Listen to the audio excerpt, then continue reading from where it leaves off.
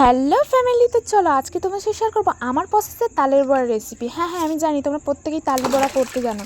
যাই হোক, তোমরা খেতে কজন ভালোবাসো কমেন্ট সেকশন একটু জানিও, ঠিক আছে? আমার তো খেতে অনেক অনেক ভালো লাগে। যাই হোক, প্রথমে কী করলাম, তালটাকে ভালোভাবে স্নান করে নিলাম, তারপরে তালের খোসাগুলো ছাড়িয়ে নিলাম, তারপরে কিন্তু তালটাকে ঘষে ঘষে তালের পাল্পটাকে বার করে নিয়েছি। তোমরা নিশ্চয়ই ভাবছো এই দুটো তালেরই পাল্প বার করেছি, একদমই না। তাল দুটো এনে রেখে রেখেই কিন্তু তাল দুটো নষ্ট হয়ে গেছিলো। এবার বেশ কিছু মানুষের কৌতূহল হতেই পারে যে কী করে নষ্ট হয়ে গেছিলো, রেখে রেখে নষ্ট হয়ে গেছিলো, টাইম হয়নি আর তালগুলো ঘষা মাজা হয়নি, ওই জন্য তালের শ্বাস বার করা হয়নি আর তালগুলো নষ্ট হয়ে গেছিলো। তারপরে আবার কি, তালগুলো বাদ দিয়ে ফেলে দিতে হলো। তালগুলো স্নান করানো অবধি ভিডিওটা আমার কাছে ছিল, তারপরে স্নান করে তালটা ফ্রিজে চলে গেছিলো, 2 সপ্তাহ ছিল টানা।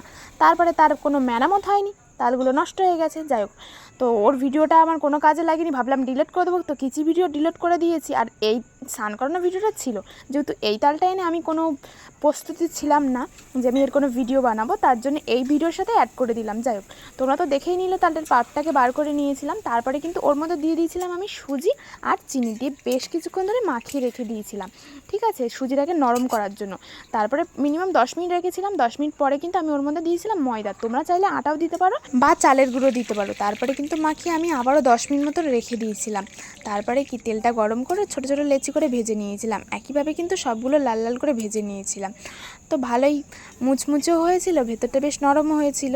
তো এর বার্নিংটা কিন্তু বেশি নরমও করলে হবে না, বেশি শক্তও করলে হবে না, মাঝারি মতন রাখতে হবে। যাই হোক, তারপরে কিন্তু সব তালের বড়া দেখো লাল লাল করে ভেজে নিয়েছি।